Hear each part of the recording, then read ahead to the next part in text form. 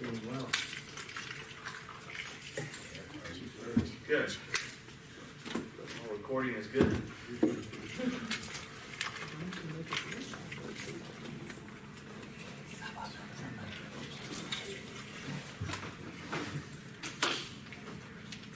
Good morning. Well, it is, I guess, summer. Absolutely, both the weather and now the season as well, and into June, and so we are moving in summer. I know we've got a lot of good things that are happening. Seeing Brian here, I know I spent the other day with Parks and Rec and talked about some of that last week. Had a great day. Our summer camps are back in, and our city administrators back in the office. So it's all good. A lot of things happening. Anyways, one of the things certainly as well as what tells us this summer is the fiesta.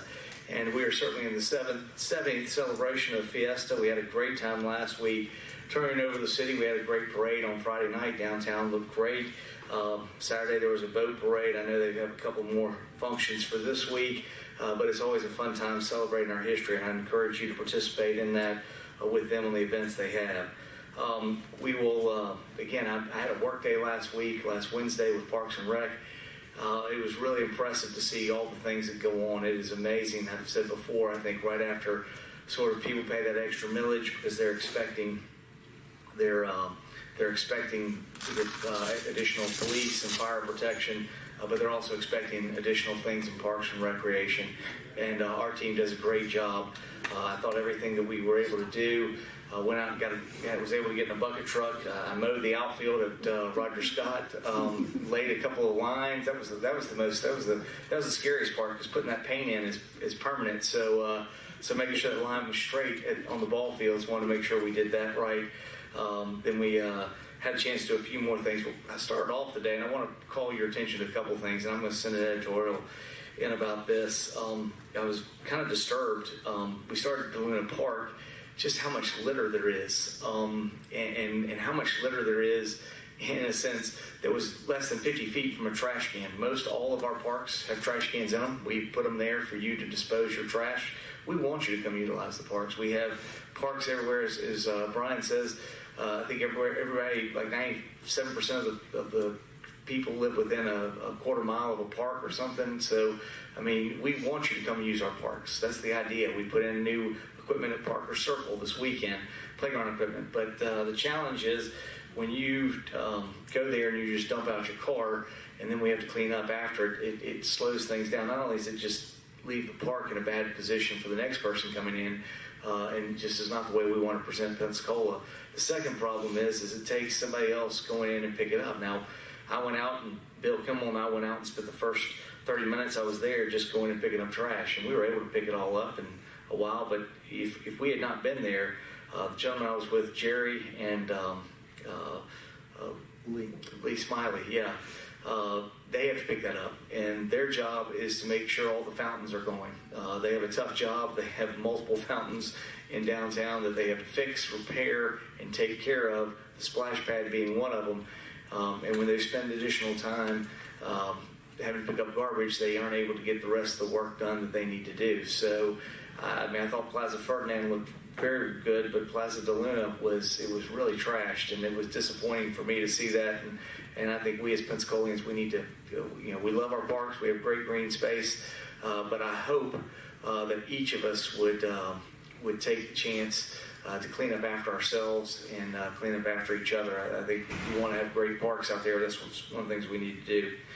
One of the other exciting parts last week was we had Senator Scott, I almost want to call him Governor Scott, in the community for a hurricane preparedness, getting things started, reminding us what we needed to do.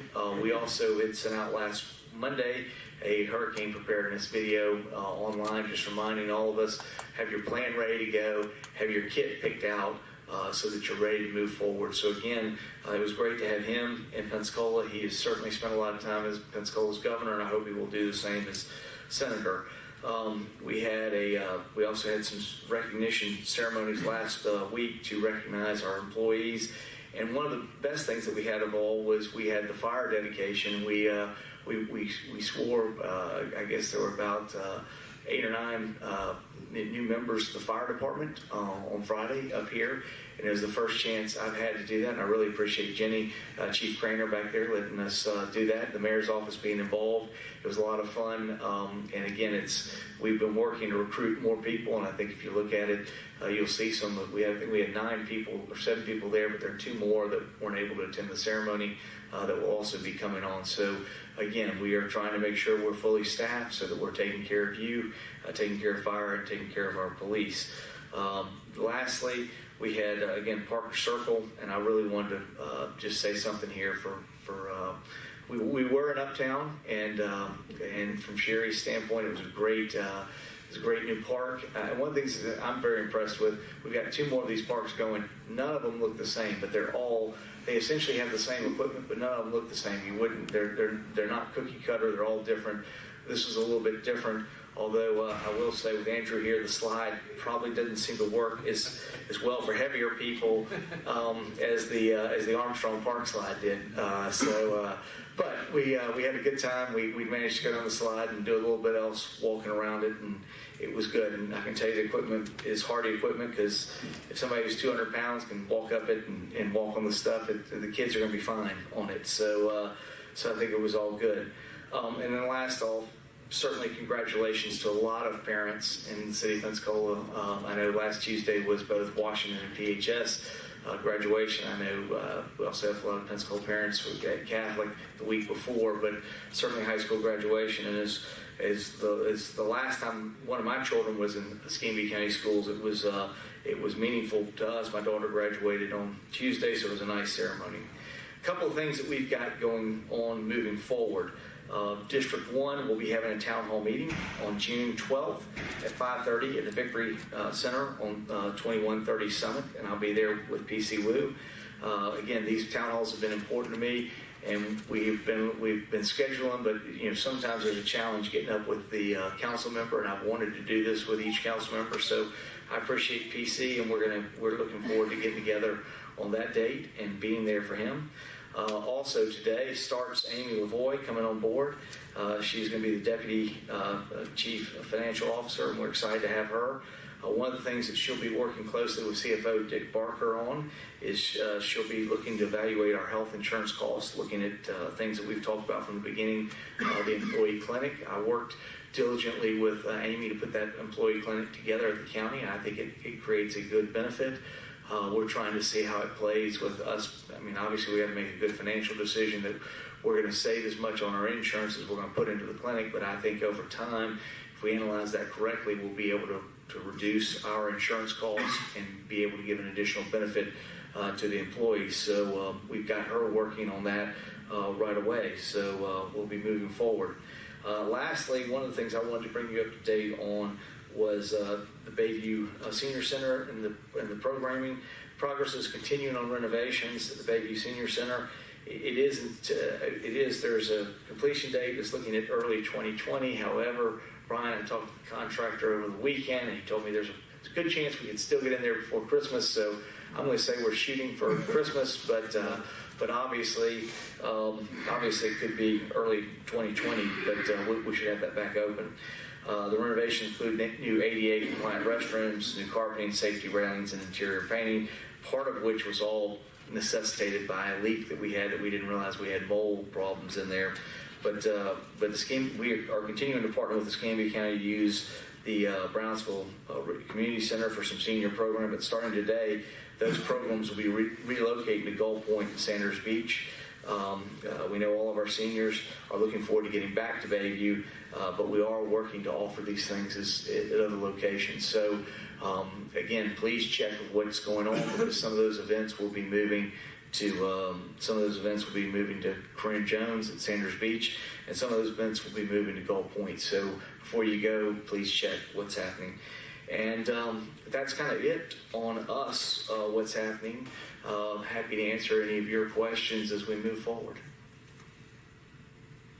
And yes, we're going to get a better slide at the next 2 ones to make sure that larger people can go down those slides. I had never seen the Burgess at that stretch for whatever reason, and that's where Sherry Myers is wanting to put in the sidewalk. We've already got the money put in there. Derek, I think we're supposed to have engineering done and going to bid soon on that, correct? The engineering is part of the general RFQ that we currently have out for Okay. engineering services. That project will be included in the echelon of other projects within that RFQ. Okay, so we're looking probably early part of the year? Yeah, Okay, probably early part of the year, to be under construction. Okay. One of the things if you drive that, 2/3 of that, or probably almost 3/4 of it, is in the city. There is the far east section is in the county, and the county has already committed their money to being a part of that as well. So we're going to get that whole stretch done. What do you hope to take away from the next town hall meeting, and how have the other three gone as far as being able to get information and take away something for use later? I think they've been good in that. I think obviously we know one of the things that we've seen already has been talking about traffic, certainly on Langley. I think that's going to come up. Obviously, we're going to be right before the vote on the issue of the soccer fields. I'm sure we'll have some of that.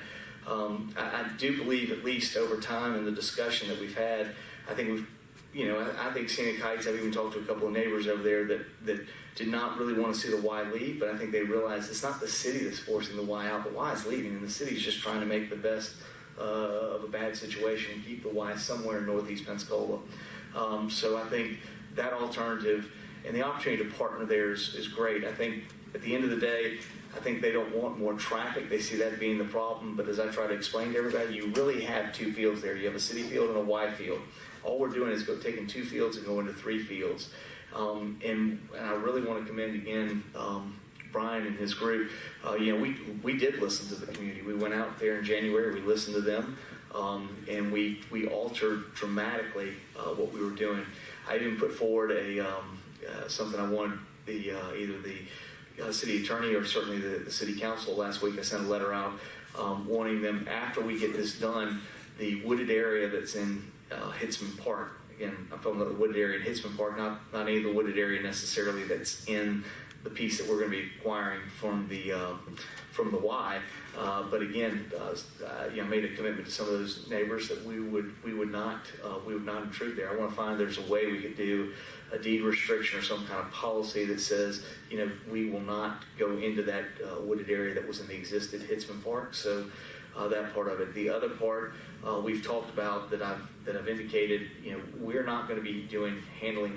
There are a lot of places for out-of-town soccer tournaments to happen. We're not looking to do out-of-town soccer tournaments. We'll do tournaments for our league play, but those fields will be for our league play and for our players to use. They're not going to be set up for us to have out-of-town stuff. I mean, that's not what they're there for.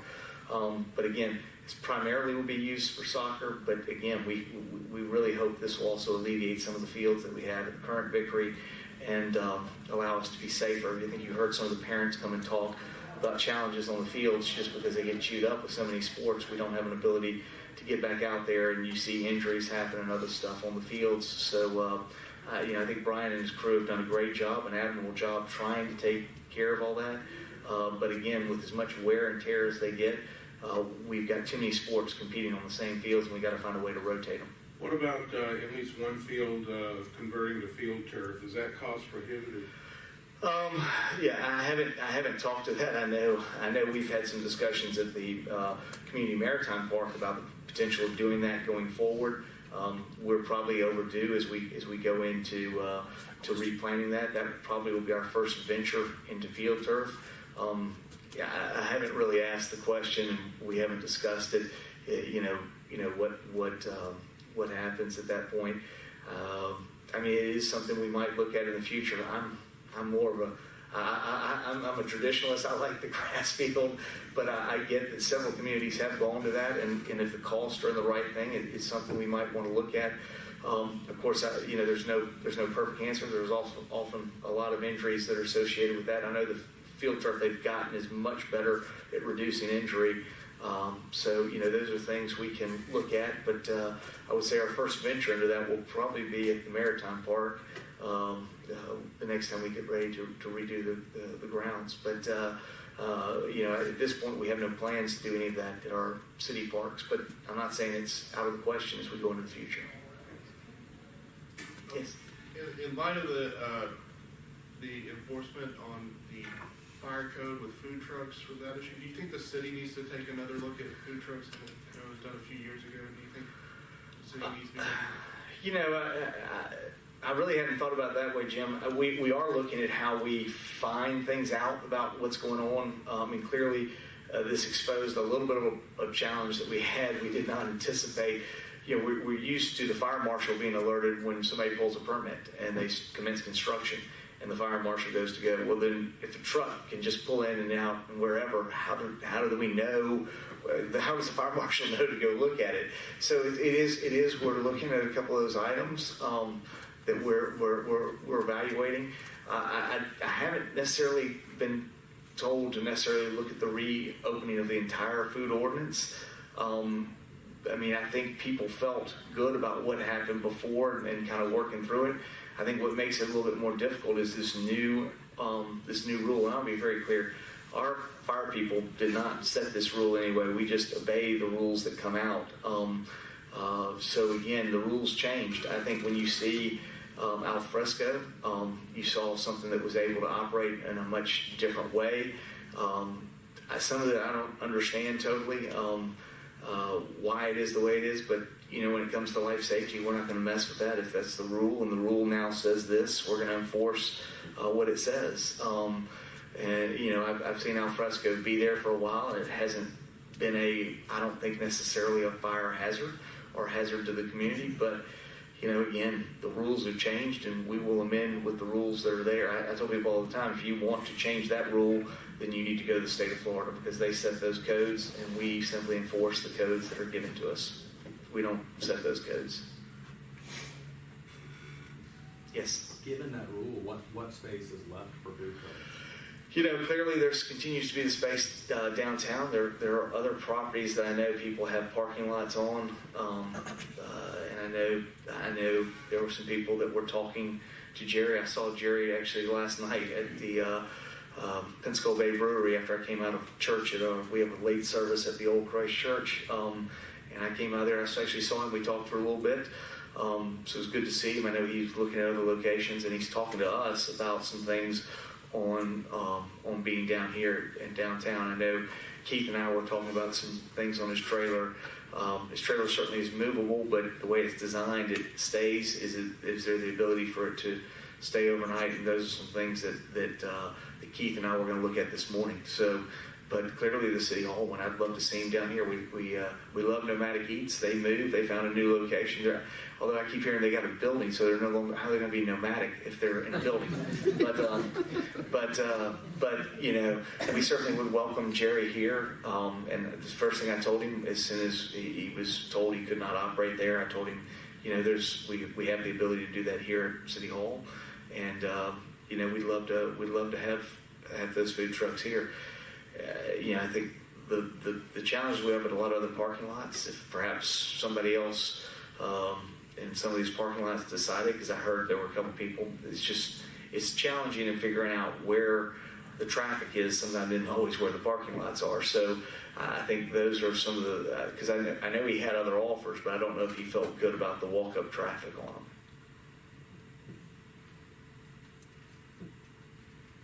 I'll ask. I figured they would ask. Mike Hill's comments. Mike Hill today says has been wildly mischaracterized, and people are attributing to him views that he does not hold. Have you listened to the audio, and what are your comments? I've listened to the audio. Casey and I have listened to the entire audio. Couple of things. One is, you've asked us two different questions in the past. You've asked us, what was the city going to do? And I think we gave a statement on that, and then the News Journal asked me, you know, what were my personal opinions of Mike's comments. I made a question on that. The city of Pensacola is going to be focused on how we work all together, and we're you know, from that standpoint, that's what we're going to do. We certainly appreciate every Pensacolian that's here. We're going to value and respect them, and we're going to work together. Mike's comments, I've listened to them, they were not consistent with that. I mean, they, you know, at any point, and while I don't know that he necessarily advocated specifically for killing people, he certainly didn't address that in an appropriate way, and it appeared that he was tacitly, you know, condoning it. So in that sense, we felt like we had to make a comment. made a comment about it, and at this point, I think we've made all the comments we needed to make. Were you surprised about with the state reaction from fellow legislators? I mean, I think their reaction was similar to our reaction. I think it's something that, they value every Floridian. We value every Pensacolian. So from that standpoint, that didn't surprise me. It was fairly consistent with our statement. Is this going to affect, going forward, affect working with him on legislation going into the next session? I've disagreed with all different kinds of people. I mean, the idea is how do you work around that? I think from this standpoint, I'm always agreeable to working with anyone on any case. It doesn't affect, necessarily, how I work with Mike Hill. It's just something I want to be very clear that those kind of comments were not the kind of comments that represent the city of Pensacola. Can you Yes. talk a little bit about what exactly Amy's going to be looking into in regards to the potential for health clinics? The health clinic was when we started from the first time I got on board the first city-county meeting, I brought that up. What I think has happened is the city has chosen to go a little bit different path with insurance. I'm not sure it's the wisest path for where we are. I think there's some great things here. I think we had a little bit better benefit at the county, and it was a little bit cheaper to the user. I think that was able to be, we were able to make that happen by finding ways to maximize things on the clinic. You take your ability to curtail or at least manage what happens. People can go to can go to that clinic and get service. They typically go there easier. You manage it more effectively, and they don't end up waiting for a longer time to then find out they get sicker or something else happens, and then it costs you more money down the line. That's what was our experience. And again, granted, it was about 1,000 employees versus 800, but at the end of the day, I think we're fairly close. We don't have as many. The more employees you have, the better it is for you to go that route. Again, I haven't gotten into the contracts of what we have, but I'm willing to look and open those things back up, and that's what I really want her to do. I want her to come in here and look. That's my understanding. We haven't really done a lot of things on some of our services, put them out to bid and some other stuff. So I want us to look, but not just put it out for bid. I want us to think maybe constructively how we could do it better. And I think my experience at the county with what we were able to do, we were able to get better insurance at a cheaper price. And I think that's a better part for both, not only our employees, especially our employees, but also our citizens. I mean, one of the things as you look at your budget that you have the least amount of control over, and all of y'all are in private industry, you see the same thing, healthcare costs, and what's happening. And we saw that at the county. It precipitated the need for us to go that direction. And I think the county's been very happy. I mean, not that they haven't seen increased health costs, but I don't think they've been as significant as where they've been other places. Were you surprised that Mayor Lindsay recused herself off the TPO? I am, again, I'm not at all. I mean, she needed to make that decision, and if she felt it's what needed to be done to show the people of Milton that again, she had political decisions that she needed to make, and I thought she'd make the right decision. Again, I had no problem with her. I said in this group before, my expectation was when she sits on the TPO, she wasn't representing her employer, she was representing the people she represented. So I never had a problem with her representing the city of Milton. But if she feels in order to give the citizens of Milton a more clear understanding, I think everything she's done has been above board all the way around. She turned herself in for the sunshine violation, which they said was not a violation. So I mean everything ethically from the way she's responded and the way she's handled herself, I think has been the right way. And Mayor, if I could add as well, I spoke with Susan about this, Susan Wolf, and she mentioned that the TPO issue is something that was that they discussed prior to even hiring her. So it was on their radar. It's not something that was a surprise to the city. So, I mean, again, I think she made the right decision, And that's why we hired her to make good decisions, ethical decisions, and she's proven she's already doing that.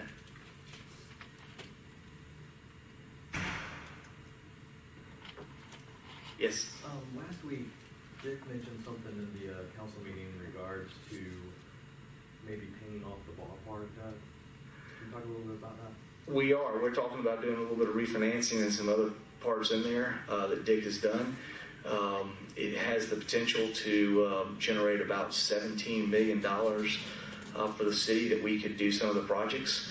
One of the reasons we're doing this is we obviously look to, I think, at the end of June, and I unfortunately will be out of town, but Scape's coming forward with its projects, and we really don't have any other way to fund the public sector portion of those projects. We don't even know what they're going to be right now, but again, we know at some point they're going to be funding, and we know there are challenges that we need to take care of. So again, this is a way we freed up a little bit of additional funds. I did speak at length with Jim.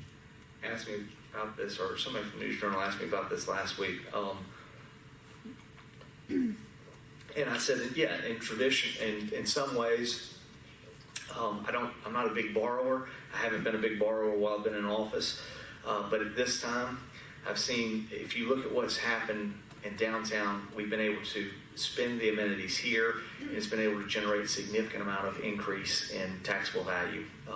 I think by us creating those amenities, it will further enhance what we've done both in a business activity that will also help the tax values that will generate more funds for us to pay back that debt faster. I think when you look at this, and again, I think roads are vitally important, but when you bond the gas tax, you don't get the same kind of return. I mean, yes, having good roads helps us some, but it hasn't generated the resurfacing has not generated the amount of increased value that other projects, other amenities that we've put in. So again, I think from that standpoint, you have to look at what's the return that you're going to get. And from this standpoint, what we've at least seen downtown, the amenities that we've put in have generated far more for return for us, and I think we want to continue to do that. You don't know what the catalytic projects might be within that? I have no idea. I have no idea. I think the ones that certainly got the most support, at least that I heard, people continuing. Bruce Beach is one of those that they have continued from the very beginning. And I think everybody sort of liked that hashtag. It certainly fits within the walkability. And that means we're going to have to make some changes to how we do things. We knew this was going to be coming. Whether this happens, whether that's the project or not, we know there are things we need to do with Main Street to make it more pedestrian safe. And this is going to give us some money. I do think, I think what Dick, and I was not there because I was at my daughter's graduation, I think what he talked about was taking about $3 million of that and taking care of the sidewalk needs in downtown, so that as Derek's working out of the CRA area, that will require less on his budget to repair sidewalks in other areas. So I think that was part of it as well, and then that would leave us probably a little over $14 million to do for these other projects. But again, I don't want to do anything with them right now. I want us to figure out what Scape comes back up with, and as we have that, we've got everybody's running around spending stuff, so we're still trying to figure out what we're going to do.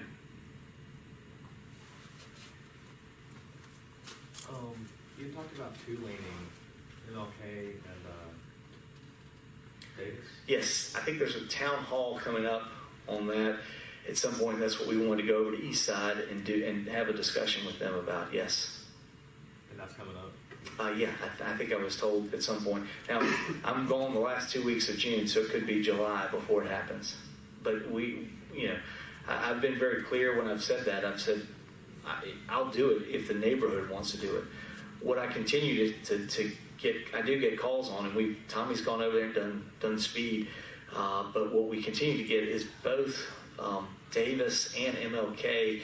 I'll get calls, I'll get emails from people that say, we have speeding on these two roads. I need you to come address this. And we address it. But I've told them over and over again, the reason you have speeding is because you have a one-way street where people just, the whole idea is to move you through the neighborhood as fast as possible. If you want to really make a dramatic impact of speed, we would probably go back to two-way streets. Now, the way the street lines up with Alkanese, where it comes into Wright Street and some other things, it may be difficult for us to two-lane between Cervantes and Wright. That may continue to have to be one way, but I do believe from Cervantes north to the intersection. I know I talked with